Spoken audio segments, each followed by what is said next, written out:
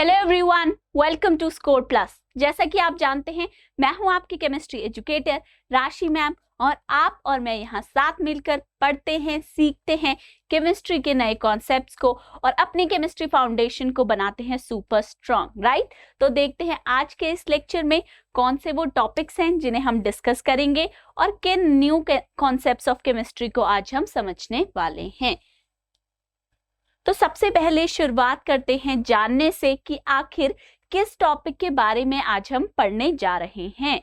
तो देखते हैं चैप्टर नंबर 4 क्लास 9th, जिसका टाइटल है स्ट्रक्चर ऑफ द एटम। क्या करने वाले हैं हम सीखने वाले हैं एटम के स्ट्रक्चर के बारे में। नजदीक से जानेंगे आखिर ये एटम दिखता कैसा है, ठीक है, क्योंकि हम ऑलरेडी काफी सारी बातें इसके बारे में जान चुके हैं। जैसे कि किसी भी मैटर को जब हम डिवाइड करते हैं, आखिर डिवाइड क्यों करना था? क्योंकि हमें पहुंचना था उस सबसे स्मॉलेस्ट पॉसिबल यूनिट तक जो पॉसिबल है इस मैटर के अंदर, राइट। इसीलिए हमने क्या किया, हमने इस मैटर को डिवाइड करना शुरू किया। आई होप आपने चैप्टर 1 से सीख लिया होगा कि मैटर होता क्या है, व्हाट इज मैटर। वो तो हमने सबसे फर्स्ट चैप्टर के अंदर ही डिस्कस कर लिया था। Anything which occupies space and has mass is known as matter, right. वो सभी चीजें जो हमारे आसपास मौजूद हैं, जो कुछ ना कुछ स्पेस ऑक्यूपाई कर रही हैं और जो कुछ मास भी कंटेन करती है, उन्हें हम कहते हैं matter, right.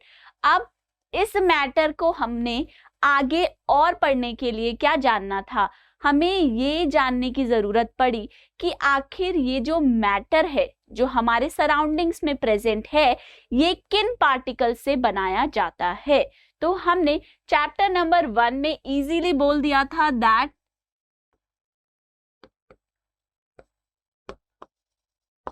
Matter is made up of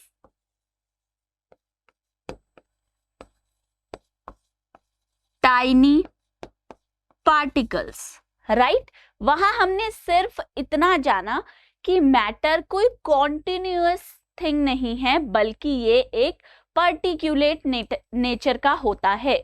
particulate nature मतलब क्या, कि ये पार्टिकल्स को आपस में जोड़ के मिलाकर हम बनाते हैं। तो यहाँ पर हमने सिर्फ इतना सीखा दैट ऑल द मैटर, जो भी मैटर हमारे सराउंडिंग्स में प्रेजेंट हैं, सभी के सभी बने होते हैं फ्रॉम टाइनी, छोटू से पार्टिकल्स, जिन्हें साथ में रखकर हमारा एक बड़ा सा मैटर बनाया जाता है। तो यहाँ तक तो हम समझ गए कि मैटर एक टाइनी पार्टिकल से बना है। लेकिन फिर हमारे अंदर ये क्यूरोसिटी आने लगी, ये जिज्ञासा उत्पन्न हुई कि आखिर ये टाइनी पार्टिकल है क्या। कब तक हम इसे टाइनी पार्टिकल कहकर बुलाते रहेंगे? इसका कुछ ना कुछ नाम तो होना चाहिए, राइट। तभी हम जब चैप्टर नंबर 3 में पहुंचे थे, वहां हमने पढ़ा एटम्स के बारे में, राइट। एटम्स के बारे में जाना, जैसे कि हमारे एंशिएंट फिलोसोफर्स ने कहा था कि अपने मैटर को लीजिए and just keep on dividing them, right. Matter लीजिए, उसे डिवाइड कीजिए इनटू स्मॉलर पार्टिकल्स, देन वो पार्टिकल्स जो आए हैं उन्हें फर्दर डिवाइड कीजिए इनटू मोर स्मॉलर पार्टिकल्स। अब ऐसा करते करते आप पहुंच जाएंगे एक उस बहुत ही छोटे पार्टिकल तक जिसके बाद डिवीजन पॉसिबल नहीं होगी। उस पार्टिकल के बाद आप फर्दर डिवाइड नहीं कर सकते, राइट। तो उस पार्टिकल को ही, जो स्मॉलेस्ट पॉसिबल पार्टिकल है किसी भी मैटर के अंदर, जिसके बाद हम फर्दर डिवीजन नहीं कर पाए थे, उसे हमने नाम दिया था एटम, राइट। हमने कहा था किसी भी मैटर के अंदर जो हमारा स्मॉलेस्ट पॉसिबल पार्टिकल है, वो क्या है? वो है एटम। एटम से मिलकर ही बनते हैं बड़े बड़े मॉलिक्यूल्स, जिन मॉलिक्यूल्स को साथ में मिलाकर बनाए जाते हैं हमारे मैटर, राइट। इसी को हमने क्या कहा था, that building block of matter क्या है, एटम, राइट। इस बिल्डिंग ब्लॉक ऑफ मैटर को ही हमने नाम दिया था एटम। एटम क्या है, ये एक तरीके का बिल्डिंग ब्लॉक है जिसके थ्रू हम कोई भी मैटर बिल्ड करते हैं। जैसे स्मॉल स्मॉल ब्रिक्स को मिलाकर ईंटों से, राइट, एक के बाद एक ईंटें लगाते जाएंगे तभी तो हमारी एक बिग बिल्डिंग बन पाएगी, इमारत बन पाएगी। सेम उसी तरह जब हम ये छोटे छोटे एटम्स को मिलाते जाएंगे तब ही हमारे पास हमारा मैटर मेड होता है। तो इसीलिए एटम क्या है, बेसिकली एटम को हमने कहा it is the building block of matter. उस मैटर को बनाने के लिए जो ईंटें, ब्रिक्स हमें चाहिए, बिल्डिंग ब्लॉक्स हमें चाहिए, वो क्या है, हमारे एटम्स हैं। इन एटम्स को रख रख के इकट्ठा करके एक के ऊपर एक हम अपने मैटर्स बना देंगे। ओके, तो ये सब हमने पढ़ा था। देन हमने एटम्स एंड मॉलिक्यूल्स में एक थ्योरी पढ़ी। क्या थी वो थ्योरी, डेल्टन्स एटॉमिक थ्योरी।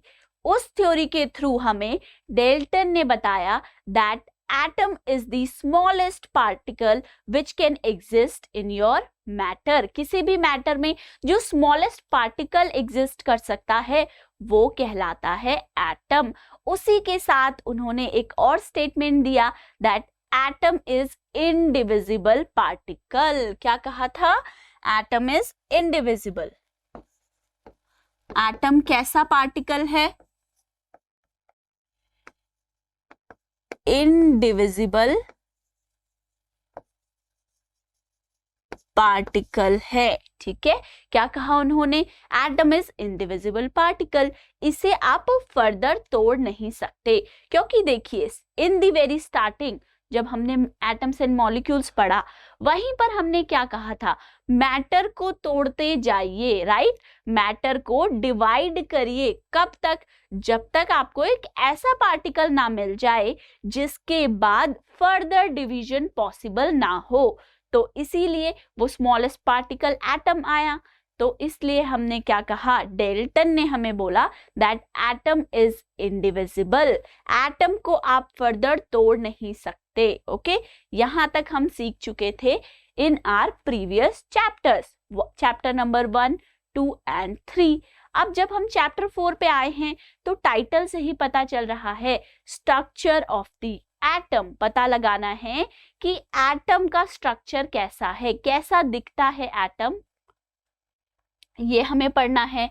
तो स्ट्रक्चर ऑफ एटम में जो हम पढ़कर आए हैं उसका एक रिकैप करते हैं। देखिए, डेल्टन ने अपनी थ्योरी के अकॉर्डिंग ये बता दिया था दैट एटम इज इंडिविजिबल।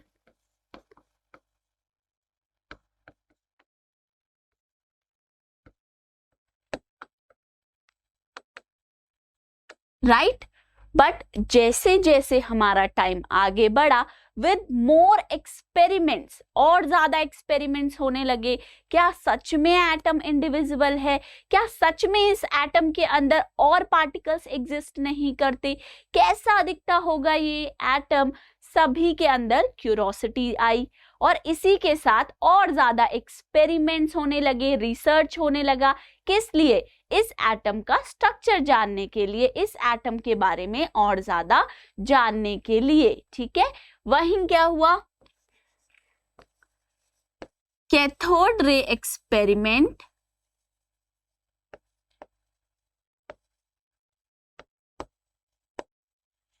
के थ्रू हमें जे थॉमसन ने बताया कि एटम के अंदर एक सब एटॉमिक पार्टिकल प्रेजेंट है। राइट, कैथोड रे एक्सपेरिमेंट के थ्रू जे थॉमसन ने बताया कि भाई और पार्टिकल्स के बारे में अभी मैं नहीं कह सकता, मगर ये जरूर कह सकता हूं कि एक सब एटॉमिक पार्टिकल तो जरूर प्रेजेंट है आपके एटम के अंदर। सब एटॉमिक का मतलब क्या है? सब मतलब कि एटम के अंदर present particles, they are known as sub atomic particles. ठीक है, तो ये हमें जे थॉमसन ने कैथोड रे एक्सपेरिमेंट के थ्रू बताया कि भाई एक सब एटॉमिक पार्टिकल तो जरूर प्रेजेंट है आपके एटम के अंदर।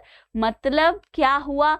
जो हमें डेल्टन ने एटॉमिक थ्योरी के थ्रू बताया था that atom is indivisible particle, अब ये आगे नहीं टूटने वाला, डिवाइड नहीं होने वाला।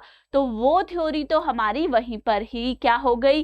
डिस्कार्ड हो गई कि भाई आपकी जो थ्योरी थी वो यहाँ पर फेल हो जाती है, क्योंकि हमें कैथोड रे एक्सपेरिमेंट से पता चला है कि एटम के अंदर एक सब एटॉमिक पार्टिकल्स तो पक्का प्रेजेंट है, जिसे नाम दिया गया इलेक्ट्रॉन।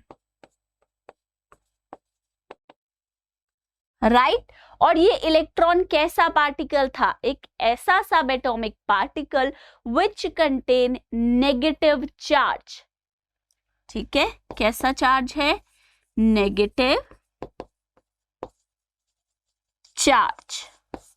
अब जिस तरीके से कैथोड रे एक्सपेरिमेंट के थ्रू हमने डिस्कवर किया एग्जिस्टेंस इलेक्ट्रॉन का, जो कि एक सब एटॉमिक पार्टिकल है, उसी तरीके से गोल्डस्टीन ने भी पता लगाया एक्सपेरिमेंट के थ्रू कैनाल रेस के बारे में, जो कंटेन करती थी पॉजिटिवली चार्ज पार्टिकल्स।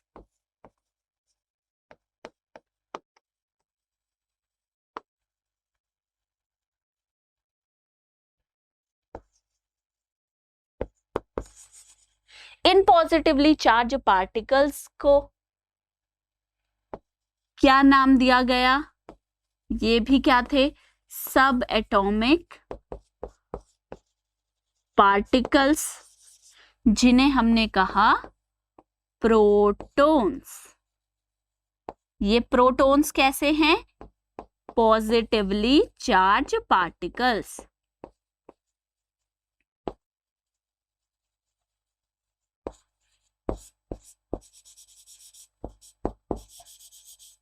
ये प्रोटॉन कैसे पार्टिकल्स हैं? पॉजिटिवली चार्ज्ड पार्टिकल्स हैं। ओके, तो ये हमने अभी तक डिस्कस किया, जिसमें हमें डिस्कवर किया, हमने 2 एक्सपेरिमेंट्स पढ़े जिनके थ्रू हमें जे थॉमसन ने बताया अबाउट द एग्जिस्टेंस कि एक सब एटॉमिक पार्टिकल प्रेजेंट है जिसके ऊपर है नेगेटिव चार्ज, जिसे उन्होंने नाम दिया इलेक्ट्रॉन।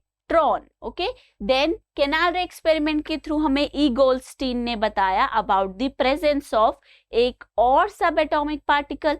अब वो क्या है? वो पॉजिटिवली चार्ज पार्टिकल है जिसका नाम है प्रोटॉन्स। तो इलेक्ट्रॉन्स के बारे में हमें पता चल चुका है और प्रोटॉन्स के बारे में भी पता चल चुका है। अब देखते हैं next particle, next subatomic particle के बारे में। Discovery of the neutrons. किसने न्यूट्रॉन की डिस्कवरी करी? जे चैडविक ने। J Chadwick bombarded lighter elements like lithium, boron with alpha particles and observed emission of new particle having zero charge but having mass equal to the proton. उन्होंने experiment के through पता लगाया third सब atomic particle के बारे में, जिसके ऊपर कोई भी चार्ज प्रेजेंट नहीं था। ना तो वो पॉजिटिवली चार्ज पार्टिकल हैं और ना ही नेगेटिवली चार्ज पार्टिकल हैं। न्यूट्रल, न्यूट्रल से नाम आया न्यूट्रॉन। न्यूट्रल मतलब है जीरो चार्ज होना, किसी भी तरीके का चार्ज प्रेजेंट ना होना पार्टिकल के ऊपर। तो न्यूट्रल है, इसीलिए इसका नाम क्या रखा गया? न्यूट्रॉन। जिसका देखो चार्ज तो इसके ऊपर कोई प्रेजेंट नहीं होता, पर मास जो है न्यूट्रॉन का इक्वल होता है to the mass of protons. These particles were called neutrons. इन्हें हमने क्या नाम दिया? न्यूट्रॉन्स, क्योंकि ऐसे पार्टिकल्स हैं जिसके ऊपर कोई चार्ज प्रेजेंट नहीं है। Neutral particle of the atom, atom के अंदर प्रेजेंट न्यूट्रल पार्टिकल है neutron. Neutron are absent in protium isotope of hydrogen atom. ये एक आइसोटोप है हाइड्रोजन का, प्रोटियम, जिसमें कोई भी न्यूट्रॉन प्रेजेंट नहीं होता। Since mass of electron are negligible as compared to that of proton and neutrons, hence sum of masses of proton neutron in an atom will compose its atomic mass। क्योंकि हम जब देखकर आए थे that, देखो अभी एक चीज पता चल गई, मास of neutron mass of proton के बराबर होता है, ठीक है। और लास्ट लेक्चर में हमने ये भी जाना था that mass of electron is much smaller then mass of proton. Proton के कंपैरिजन में इलेक्ट्रॉन का मास बहुत ही ज्यादा नेग्लिजिबल, बहुत कम होता है, राइट। और प्रोटॉन और न्यूट्रॉन का मास बराबर होता है।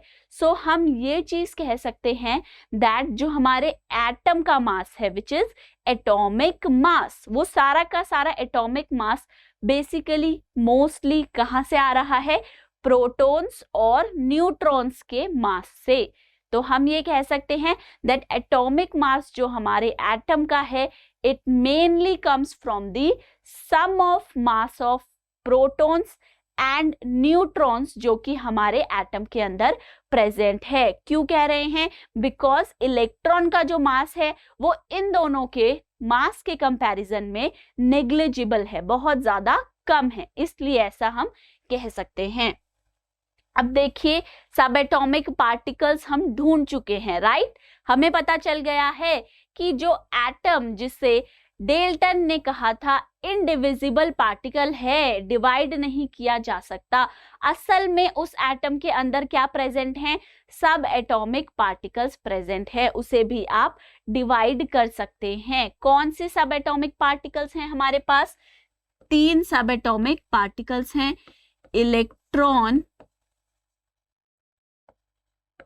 प्रोटॉन एंड न्यूट्रॉन, ठीक है। ये तीनों ही क्या हैं, दे आर सब एटॉमिक पार्टिकल, एटम के अंदर ये पार्टिकल्स प्रेजेंट होते हैं, ठीक है। अब यहां देखते हैं इलेक्ट्रॉन जो है इसका सिंबल हम क्या यूज करेंगे, हमेशा ई। जब भी आपको इलेक्ट्रॉन को रिप्रेजेंट करना है आप ई, स्मॉल ई का यूज करेंगे। इलेक्ट्रॉन पे चार्ज कितना है, -1.6022 इंटू 10⁻⁻19 कूलम्स ऑफ चार्ज है, जिसका रिलेटिव चार्ज हम इसे बोल देते हैं -1 है। मास इज 9.10939 10⁻⁻31 kg, 10⁻⁻31 kg, मतलब बहुत ही ज्यादा नेग्लिजिबल मास है इस इलेक्ट्रॉन का। सेकेंड सब एटॉमिक पार्टिकल क्या है हमारे पास, प्रोटॉन, राइट, जिसे हम P से रिप्रेजेंट करते हैं। चार्ज कितना है, +1.6022 10⁻⁻19 कूलम, क्योंकि charge of electron and charge of proton is equal in magnitude. Proton पे जितना चार्ज है मैग्नीट्यूड में, उतना ही मैग्नीट्यूड में चार्ज होता है इलेक्ट्रॉन पे। डिफरेंस कहाँ आता है, their sign, because electron is negatively charge particle and proton is a positively charge particle, so sign के डिफरेंट हो जाते हैं। रिलेटिव चार्ज की बात करें तो अगर इलेक्ट्रॉन का -1 है तो प्रोटॉन का हम +1 ले लेंगे। मास की बात करें प्रोटॉन के 1.67262 इंटू 10⁻⁻27 kg। अब देखो -31 10⁻⁻31 की रेंज में आपका इलेक्ट्रॉन का मास है, वहीं प्रोटॉन का जो मास है दैट इज 10⁻⁻27। तो इसका मतलब प्रोटॉन का मास काफी ज्यादा है, किसके कंपैरिजन में, इलेक्ट्रॉन के मास के कंपैरिजन में। Then third particle is neutron, जिसे हम स्मॉल n से रिप्रेजेंट करते हैं. इट इज न्यूट्रल, कोई भी चार्ज नहीं होता, जीरो चार्ज होता है न्यूट्रॉन पे. न्यूट्रल से ही आया है उसका नाम neutron. Relative charge also zero हो जाएगा. And mass is 1.67439 into 10⁻⁻27. देखो, इसीलिए हम कहते हैं that mass of proton is almost equal to the mass of neutron. दोनों का मास कैसा है? इक्वल है, 10⁻⁻27 kg रेंज में है, राइट? दोनों का ही मास. वही इलेक्ट्रॉन का जो मास है वो न्यूट्रॉन और प्रोटॉन के कंपैरिजन में काफी कम है. इसीलिए हम ऐसा कहते हैं दैट जो हमारा एटम का, कंप्लीट एटम का मास होता है वो बेसिकली दो पार्टिकल्स पे डिपेंड कर रहा है, प्रोटॉन और न्यूट्रॉन पे, क्योंकि इलेक्ट्रॉन का मास जो है इनके कंपैरिजन में बहुत ही ज्यादा कम है. इसलिए नेक्स्ट देखते हैं. अब कहाँ पहुंच गए हैं हम? मॉडल्स पे. किसके मॉडल्स? देखिए, अगर हमें स्ट्रक्चर ऑफ एटम जानना है कि आखिर एटम जो है वो दिखता कैसा है, दिखने में कैसा है, तो अभी तक जो हमने पढ़ा वो क्या था? वो था सब एटॉमिक पार्टिकल्स. अभी हमने ये पढ़ा कि एटम को बनाने वाली चीजें क्या हैं, है ना? एटम को बनाने वाली चीजें क्या हैं? सब एटॉमिक पार्टिकल्स क्या क्या हैं? जैसे इलेक्ट्रॉन है, प्रोटॉन है, न्यूट्रॉन है, दे ऑल आर सब एटॉमिक पार्टिकल्स जो एटम के अंदर प्रेजेंट है. बट आखिर ये एटम के अंदर किस तरीके से प्रेजेंट हैं, कौन एक साथ बैठते हैं, कौन अलग अलग बैठते हैं, ये भी डिपेंड करता है, राइट? इसीलिए अब हम क्या देखेंगे कि ये सब एटॉमिक पार्टिकल्स जो हैं ये हमारे एटम के अंदर अरेंज कैसे होते हैं, कौन सा पार्टिकल कहाँ बैठता है, कौन सा पार्टिकल है जो कि बाहर रहता है, कौन अंदर रहता है, किसे कहाँ रहना पसंद है. तो हमें अब इन पार्टिकल्स का अरेंजमेंट देखना है कि जब हम एटम बनाएंगे तो किस पार्टिकल को किस तरीके से बिठाएंगे, राइट? तो स्ट्रक्चर ऑफ एटम समझने के लिए हमें क्या जानने हैं? इनके डिफरेंट मॉडल्स. किनके? डिफरेंट साइंटिस्ट अपने अपने मॉडल्स लेकर आए. हर एक मॉडल के अंदर कुछ ड्रॉबैक थी, तो जिसे फर्दर न्यू साइंटिस्ट ने रेक्टिफाई करने के लिए आगे अपना दूसरा मॉडल प्रपोज किया. तो ऐसे ही आगे रिसर्च चलती रही और हमें इन द एंड मिल गया कि एग्जैक्ट हमारा एटम का जो स्ट्रक्चर है वो होता कैसा है. सो सबसे पहला मॉडल हमें पढ़ना है Thomson's model of an atom. सबसे पहले पढ़ने वाले हैं थॉमसन का मॉडल. थॉमसन ने आखिर क्या मॉडल दिया है for the structure of atom? Thomson proposed the model of an atom to be similar to that of Christmas pudding. Christmas में जो हम पुडिंग खाते हैं, उसने कहा कि जो एटम का स्ट्रक्चर है वो भी कुछ कुछ उस क्रिसमस पुडिंग के जैसा ही होता है. सिमिलर स्ट्रक्चर है टू दी क्रिसमस पुडिंग. ठीक है, इसीलिए ना हम थॉमसन मॉडल ऑफ एटम को पुडिंग मॉडल भी कहते हैं. Pudding model, Christmas pudding model of an atom, क्योंकि इसने बोला था कि जो एटम का स्ट्रक्चर है वो किस तरीके का है, आपकी क्रिसमस पुडिंग से मिलता जुलता है.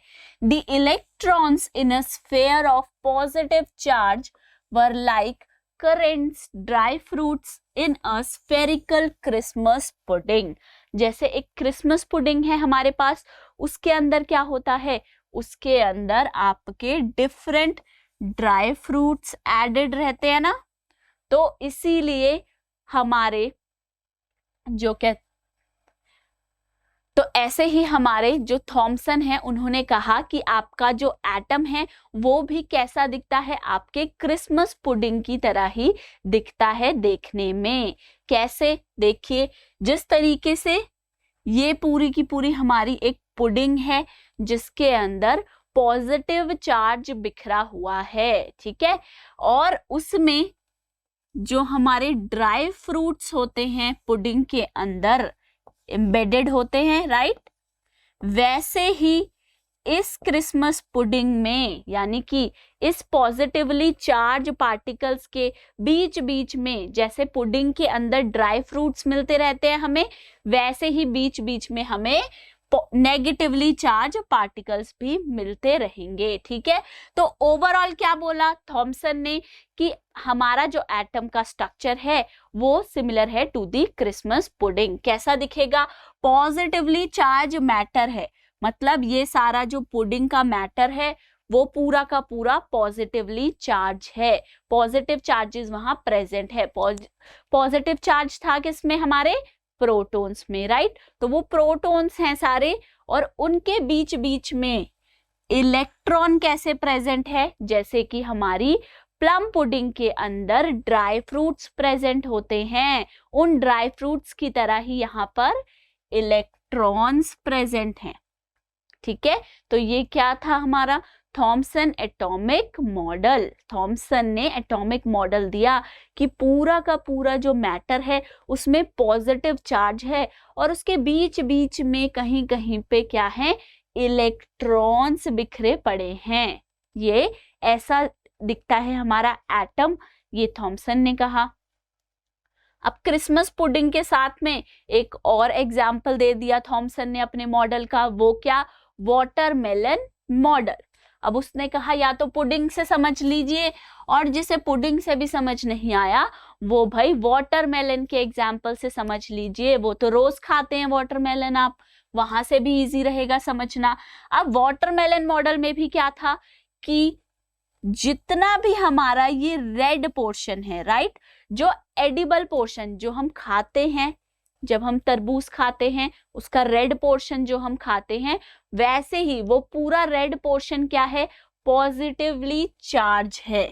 ये पूरा red portion positively charge particles का है। ठीक है, और उस रेड पोर्शन में जो हम वाटरमेलन का रेड पोर्शन खाते हैं, उसके बीच बीच में जब हम खाते हैं तो हमारे क्या आते रहते हैं? ब्लैक कलर की सीड्स, बीज आते हैं, जिन्हें हम स्पिट कर देते हैं, राइट? वो बीज हमें अच्छे नहीं लगते, उन्हें हम स्पिट कर देते हैं। तो जिस तरीके से एक वाटरमेलन के अंदर पूरा का पूरा क्या बिखरा पड़ा है? रेड कलर का मैटर है, राइट? जो हम खाते हैं रेड कलर का पोर्शन फ्रूट का, वो सभी रेड कलर का पोर्शन क्या है? पॉजिटिवली चार्ज पार्ट है। क्या है इसमें? पॉजिटिव चार्ज बिखरा पड़ा है पूरे रेड पोर्शन में। और उसके बीच बीच में जो तरबूज में हमें मिलते रहते हैं ब्लैक कलर के सीड्स, राइट, वो ब्लैक कलर के सीड्स क्या हैं? वो हैं आपके नेगेटिवली चार्ज पार्टिकल, इलेक्ट्रॉन्स। ठीक है, तो क्या कहा? Watermelon model is like positive charge जो है वो क्या है? Red edible part of the watermelon, वो रेड पार्ट है जिसे हम खाते हैं। नेगेटिव चार्ज कहाँ है? जो कि इलेक्ट्रॉन्स है, सीड्स इन दी वाटरमेलन। जैसे वाटरमेलन में सीड्स होती है, उसी सिमिलर वे में हमारे इलेक्ट्रॉन्स भी प्रेजेंट होते हैं इन दी एटम। किस तरीके से? बीच बीच में हमारे घुसे रहते हैं पॉजिटिव चार्ज के मैटर के। ओके, तो ये समझ आ गया। ये क्या था हमारा थॉमसन एटॉमिक मॉडल, जिससे या तो आप क्रिसमस पुडिंग से रिलेट करके समझ सकते हैं, या फिर अपने फेवरेट फ्रूट वाटरमेलन से लिंक करके भी आप उसे समझ सकते हैं, याद रख सकते हैं। ओके, अब देखते हैं कि इस मॉडल से जो है थॉमसन ने क्या क्या चीजें बताई, कौन सी चीजें प्रपोज करी।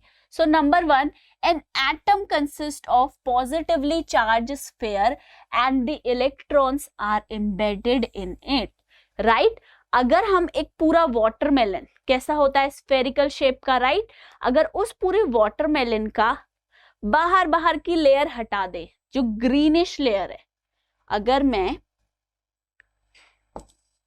एक वाटरमेलन की जो आउटर लेयर, जो सबसे बाहर प्रेजेंट लेयर है, जो मोटा छिलका है, उसे हटा दूं, राइट, बिना कट करे, बिना इसे चॉप किए, तो क्या होगा? मेरे पास एक ऐसा रेड कलर का वाटरमेलन आ जाएगा, है ना। और इस वाटरमेलन के अंदर क्या होगा, बीच बीच में जब भी मैं खाऊंगी बीच बीच में ऐसे ब्लैक ब्लैक सीड्स प्रेजेंट होंगी, राइट। तो सेम वे में हमने कैसे बताया कि इसी तरीके का, जिस तरीके का वो वाटरमेलन है उसी तरीके का आपका एटम का स्ट्रक्चर भी है। That atom consist of positively charge sphere. ये पूरा जो वाटरमेलन का रेड मैटर है जिसे हम खाते हैं वो पूरा का पूरा क्या है, एक पॉजिटिव चार्ज का स्फीयर है, पूरे में पॉजिटिव चार्ज है, जिसके अंदर बीच बीच में क्या है, जैसे काले बीज हैं वैसे ही हमारे इलेक्ट्रॉन्स एम्बेडेड हैं उस रेड मास के अंदर। Second, the negative and the positive charges are equal in magnitude, so the atom as whole is electrically neutral. दूसरा पॉइंट क्या था, नंबर 1 तो ये था कि हमारा एटम कैसा दिखता है, एक पॉजिटिव चार्ज स्फीयर है जिसमें बीच बीच में एम्बेडेड है negatively charge electrons. This was first point. Second point हमारा क्या है, सेकंड पॉइंट ये है कि एटम के अंदर जो पॉजिटिव चार्ज है और जो नेगेटिव चार्ज है वो बराबर प्रेजेंट होता है, इक्वल होता है, ठीक है। क्या इक्वल होता है, एटम के अंदर जो आपके पॉजिटिव चार्ज है वो बराबर होगा नेगेटिव चार्ज के। इसका मतलब हम ये कह सकते हैं, क्योंकि हमें ये पता है that positively charge particles are protons, उनका नाम क्या है, प्रोटॉन्स हैं, और नेगेटिवली चार्ज पार्टिकल्स का नाम क्या है, इलेक्ट्रॉन्स, है ना। तो हम यहां से ये भी कह सकते हैं कि एक एटम के अंदर जो नंबर ऑफ प्रोटॉन्स हैं, जितने प्रोटॉन्स प्रेजेंट हैं वो हमेशा इक्वल बराबर होगा to the number of electrons, है ना। ये कह सकते हैं हम क्या, that number of protons equal होगा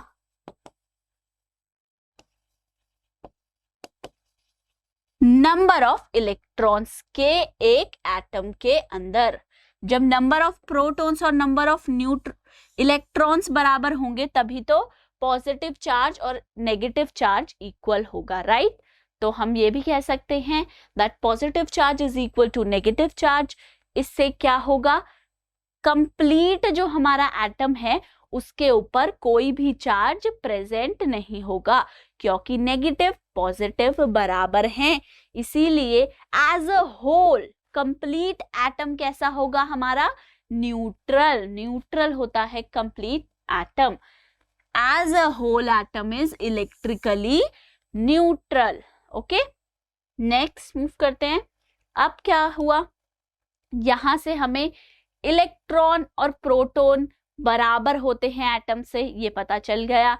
ये भी पता चल गया कि पूरा एक हमारा स्फीयर होता है किसका, रेड मास, जैसे वाटरमेलन में होता है वैसे ही पॉजिटिव चार्ज का स्फीयर होता है जिसके अंदर इलेक्ट्रॉन्स एम्बेडेड होते हैं। अब हम चलेंगे नेक्स्ट मॉडल के पास, किसके पास, रदरफोर्ड के पास। Rutherford model of an atom, जिसमें रदरफोर्ड ने फर्दर स्टडी करके हमें एग्जैक्ट एटम के स्ट्रक्चर के पास ले जाने की कोशिश करी है अपने एक फेमस एक्सपेरिमेंट के थ्रू, जिसे हम जानते हैं रदरफोर्ड एक्सपेरिमेंट या फिर अल्फा पार्टिकल एक्सपेरिमेंट के नाम से। तो देखते हैं रदरफोर्ड ने क्या कहा। ही सिलेक्टेड अ गोल्ड फॉइल, ये पता होना चाहिए आपको किस फॉइल का यूज किया उसने, कौन सा मेटल लिया, gold. Gold foil because he wanted as thin a layer as possible. उन्होंने क्या चाहिए था, पतली सी पतली लेयर चाहिए थी टू परफॉर्म द एक्सपेरिमेंट, इसीलिए उन्होंने गोल्ड फॉइल को सिलेक्ट किया। This gold foil was about 1000 atoms thick. 1000 atom से ये मत समझिएगा कि 1000 एटम्स है तो भाई बहुत मोटी होगी। 1000 एटम्स बच्चे, एक atom is about 10⁻⁻⁹ metre, nanometre radius का होता है, राइट। तो इसका मतलब वो कितने ज्यादा छोटे एटम होंगे, और सिर्फ 1000 एटम थिक है हमारी गोल्ड फॉइल, मतलब वो बहुत ही ज्यादा थिन है, बहुत पतली है। Alpha particles are doubly charged helium ions since they have mass of 4u। इसमें हमने क्या बम्बार्ड कराए थे? अल्फा पार्टिकल्स, जो कि है हमारे डबली चार्ज्ड हीलियम आयंस, जिनका मास है 4u। The fast moving alpha particles have a considerable amount of energy, इनके पास considerable amount of energy present है। It was expected that alpha particles would be deflected by the subatomic particles in the gold foil। हमने क्यों ऐसा किया, क्यों हमने alpha particle bombard कराए? क्योंकि हमें पार्टिकल्स का डिफ्लेक्शन स्टडी करना था। हमें ये लगा कि एटम के अंदर, हमें नहीं मतलब रदरफोर्ड को, उन्होंने ये सोचा कि अगर हम ये एक्सपेरिमेंट कराएंगे, अल्फा पार्टिकल्स बम्बार्ड कराएंगे किस पे? अपनी गोल्ड फॉइल पे, तब क्या होगा? एटम के स्ट्रक्चर के बारे में हमें ज्यादा जानने को मिलेगा, क्योंकि एटम के अंदर प्रेजेंट है सब एटॉमिक पार्टिकल्स। जब हम अल्फा पार्टिकल्स बम्बार्ड कराएंगे तो वो सब एटॉमिक पार्टिकल्स क्या करेंगे? वो उन्हें डिफ्लेक्ट करेंगे, वापस भेजेंगे, डिफ्लेक्शन शो होगा। Since the alpha particles were much heavier than the protons, he did not expect to see large deflection। उन्हें ये लगा था कि डिफ्लेक्शन तो होगा लेकिन बहुत कम एंगल से होगा, लार्ज डिफ्लेक्शंस हमें देखने को नहीं मिलेंगे इस एक्सपेरिमेंट के अंदर। देखिए Rutherford model of an atom में रदरफोर्ड एक्सपेरिमेंट के बारे में जानते हैं। क्या किया था? अल्फा पार्टिकल्स जो कि डबली चार्ज हीलियम है, अल्फा पार्टिकल्स जिन पे क्या होता है? Positive charge, positively charge particles हैं। ये अल्फा पार्टिकल्स बम्बार्ड कराए गए कहाँ? हमारी फॉइल पे, गोल्ड फॉइल पे, ठीक है। सपोज ये क्या है? हमारे एटम्स हैं गोल्ड फॉइल के, और इस फॉइल पे हम बम्बार्ड करा रहे हैं क्या? आपके हीलियम, आपके अल्फा पार्टिकल्स जो कि डबली चार्ज हीलियम है। अब यहाँ क्या कर रहे हैं? A beam of particles, alpha particles जा रही है और हमें यहाँ पर डिफरेंट डिफ्लेक्शंस देखने को मिलते हैं, जैसे कि यहाँ देखिए टर्न बैक हुआ ये alpha particle, making a small angle, right. वहीं इस पार्टिकल ने क्या शो किया? यहां पर अल्फा पार्टिकल लार्ज एंगल से डिफ्लेक्ट हुआ है। Most of the particles pass straight, काफी सारे पार्टिकल्स तो सीधे ही निकल गए, स्ट्रेट पास हो गए। And some show small deflection, छोटी छोटी डिफ्लेक्शन शो करी, ठीक है। तो ये हमने देखा किस में? रदरफोर्ड एक्सपेरिमेंट में। अब इसके बेसिस पे देखिए ऑब्जर्वेशन क्या आई हमारे पास, observations of the Rutherford experiment, वो देखते हैं कि एक्सपेरिमेंट की ऑब्जर्वेशन क्या क्या निकल कर आई। Most of the fast moving alpha particle passed straight through the gold foil. काफी सारी तो जो अल्फा पार्टिकल्स थे दे पास्ड अवे स्ट्रेट, वो फॉइल से सीधा सीधा पास हो गए। Some of the alpha particles were deflected by the foil making small angle, कुछ बहुत स्मॉल एंगल से डिफ्लेक्ट हुए। सरप्राइजिंगली, अब सरप्राइजिंग बात क्या थी सबसे ज्यादा? That 1 out of every 12,000 particles appeared to rebound। Rebound का क्या मतलब है? 1 out of every 12,000 पार्टिकल्स जो है वो सेम, जिस रास्ते गया उसी रास्ते सेम वापस आ गया, रीबाउंड हो गया। कैसे?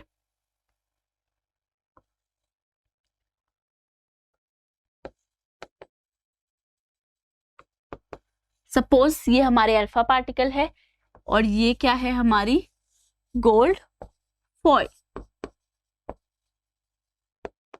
अब हमने इन अल्फा पार्टिकल्स को बम्बार्ड कराया, राइट, एक नहीं बहुत सारे अल्फा पार्टिकल्स को। हमने क्या देखा, कुछ पार्टिकल्स तो गए स्ट्रेट और ये स्मॉल एंगल से डिफ्लेक्ट हो गए, स्मॉल डिफ्लेक्शन इन्होंने शो करी।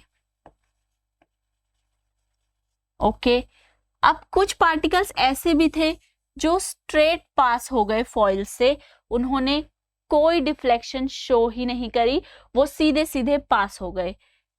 और one out of every 12,000 particles, हर 12,000 में से एक पार्टिकल्स ऐसा निकल कर आया जिसने क्या किया, वो जिस रास्ते गया उस ही रास्ते वापस भी आ गया।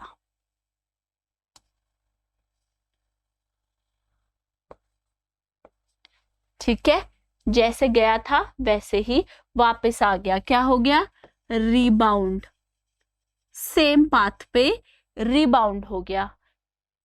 1 आउट ऑफ एवरी 12,000 पार्टिकल। ठीक है, तो ये तीन चीजें हमने ऑब्जर्व करी जब हमने अल्फा पार्टिकल एक्सपेरिमेंट करवाया। अब यहां से देखते हैं कंक्लूजन क्या क्या है हमारे पास। कॉन्क्लूड क्या किया रदरफोर्ड एक्सपेरिमेंट से हमने, most of the space inside atom is empty because most of the alpha particles pass through the gold foil without getting deflected। ज्यादातर पार्टिकल्स ने क्या किया, अल्फा पार्टिकल्स सीधा फॉइल से पास थ्रू हो गए, उन्होंने किसी भी तरीके का हमें डिफ्लेक्शन शो नहीं किया।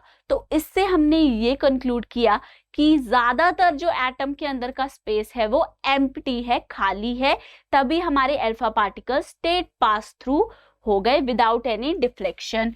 Very few particles were deflected from their path, indicating that the positive charge of the atom occupies very little space। बहुत कम ही ऐसे पार्टिकल्स थे जो डिफ्लेक्ट हो रहे थे। इससे हमने ये पता चला कि जो प्रोटॉन्स हैं, जो पॉजिटिव चार्ज है हमारे एटम के अंदर, वो बहुत ही कम स्पेस के अंदर प्रेजेंट है, ज्यादा स्पेस उसने ऑक्यूपाई नहीं कर रखी। Third is a very small fraction of alpha particle were deflected by 180 degree। जो हमने बोला था that 1 out of every 12,000 particles is deflected, rebound हुआ है from the same path, right?